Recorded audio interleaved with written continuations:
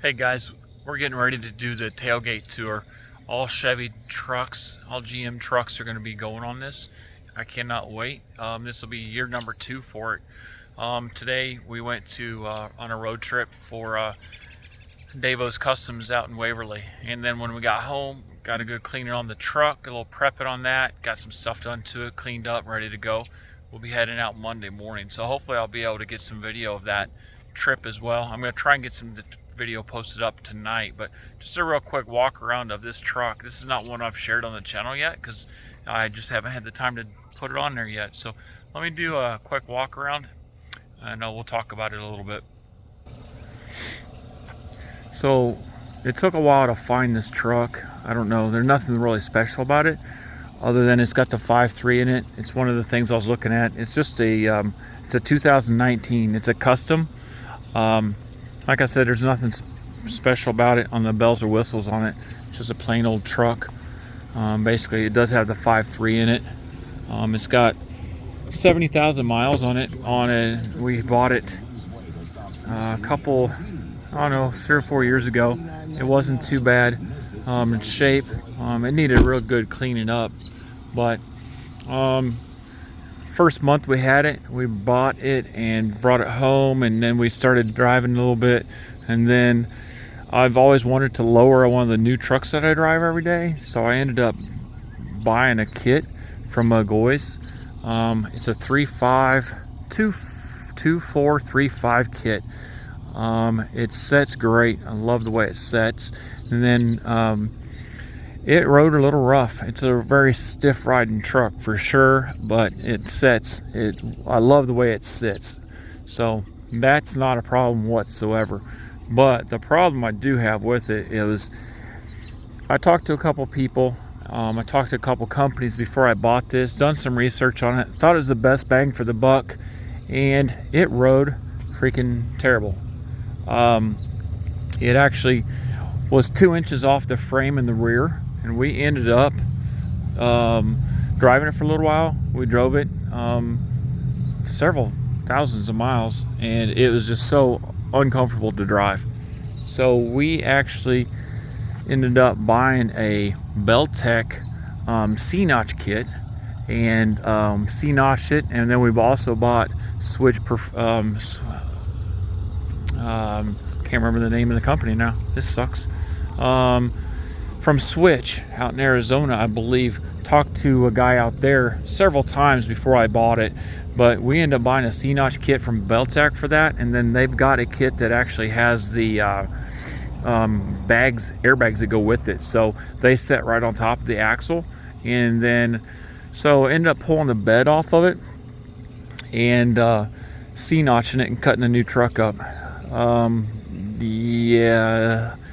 It was a little bit scary doing that because I've done old ones, but I've never cut the frames up and C-notched them. But ended up cutting it up, putting bags on it. It rode a lot better. And we put bags on it because one, try to get the ride better. Two, we need bags on it to pull a trailer with it. And I have pulled already twice with it. Actually, I'm not even taking the hitch off the back of it, so the hitch is still on there. Don't know why I left it on there, but I have. Anyway, so what we did with this is we've pulled the 96 bourbon that I've gotten a couple of other videos. We brought that home, and then there's another, I don't know if there's actually another video of it, but I may have posted some pictures on our Facebook page that is actually shows the 91 full-size four-wheel drive Blazer. So, and it pulled it pretty good. The first trip with the trailer was experience because it does not have an air compressor on it yet, so I don't know if I'm going to go that route anyway. But the bags had a leak in it after we got the trailer. Pulled the trailer fine, went to Indianapolis and got this with the trailer. It pulled it fine, no problems at all. Pulled it right down the road, no issues. As soon as we loaded that Blazer up and put the weight on it, then it was aired out within a couple hours. So wasn't very impressed yet. So I took an air tank with me just in case. So old school, I don't have anything with a compressor on it. So I just took the air tank, filled it up, before we left, just in case I needed it, and then we needed it. So I ended up put some air in it and just went several hundred miles and stopped and put some more air in it, and did the same thing 2 or 3 times on the way home, and ended up getting it home. So it pulled it fine. It was level. It rode pretty good with it. So no regret on doing it. I just wish I would have took more time, I guess, to do it. And it was one of those last minute things where we needed to get it picked up and moved. I had a trailer borrowed from a buddy, and we ended up, one weekend I'm doing all that work to it, and the next weekend we're hooked to a trailer and gone. It does have they're not rubber lines. I don't know if they're nylon air lines. Probably not a problem, but if I pull this bed off, I would like to run hard lines to it, and I would also like to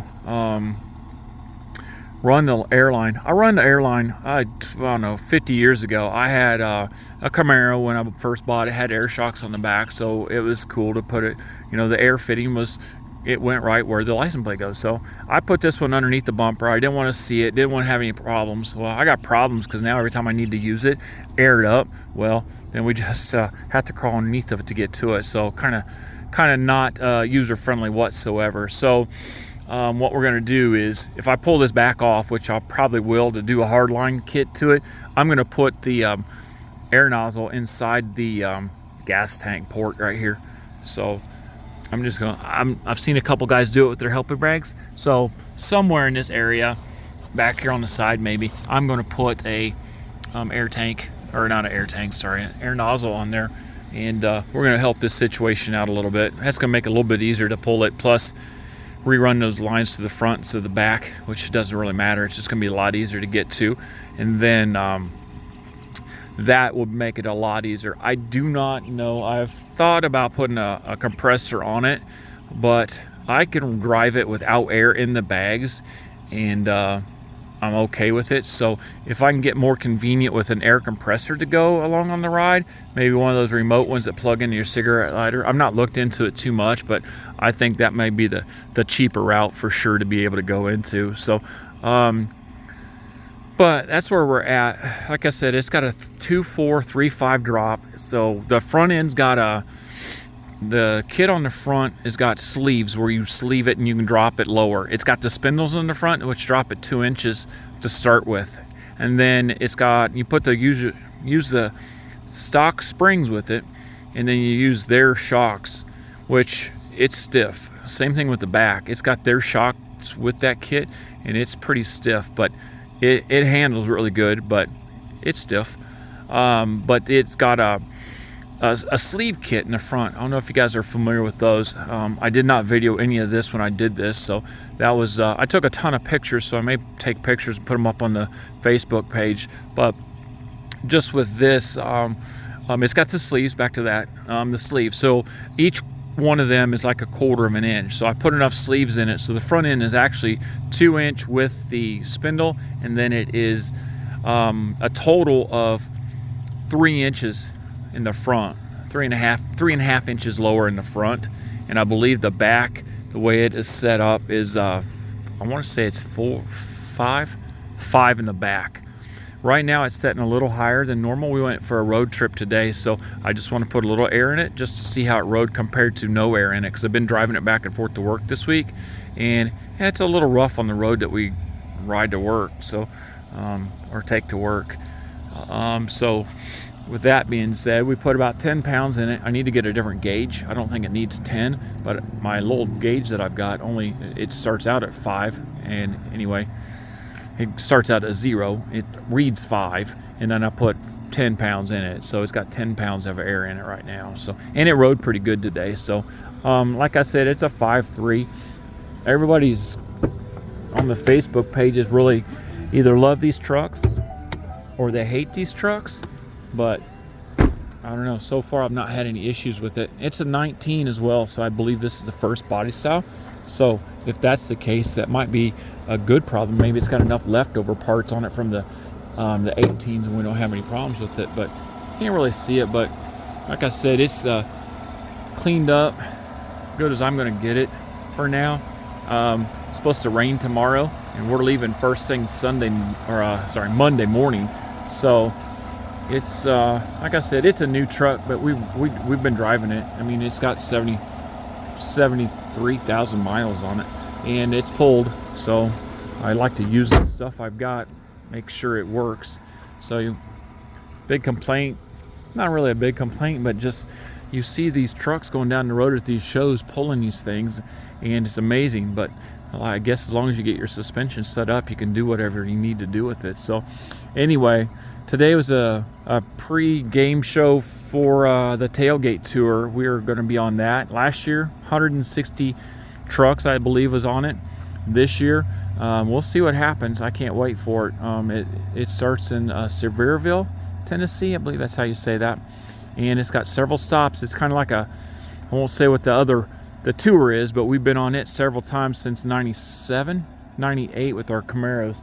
And the truck tour is extremely relaxing because it's a GM truck thing only. So it was very relaxing.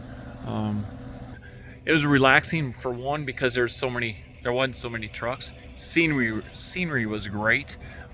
So that was a major bonus. So you got to see a lot of Tennessee, and it ended up in actually Pigeon Forge. Silverado is where it ended because that's where it's starting at this year. So I don't know what's going to happen next year, if they do it again or not, but Brian Ashley, that does that show, did a great job, I think, for the first time last year. I know it takes a lot because of the experience I've had with other shows that I've done myself with GM in the Camaro Club, and he's just done a really good job with it. So we'll see what happens for the next year, but let's get through 25 first.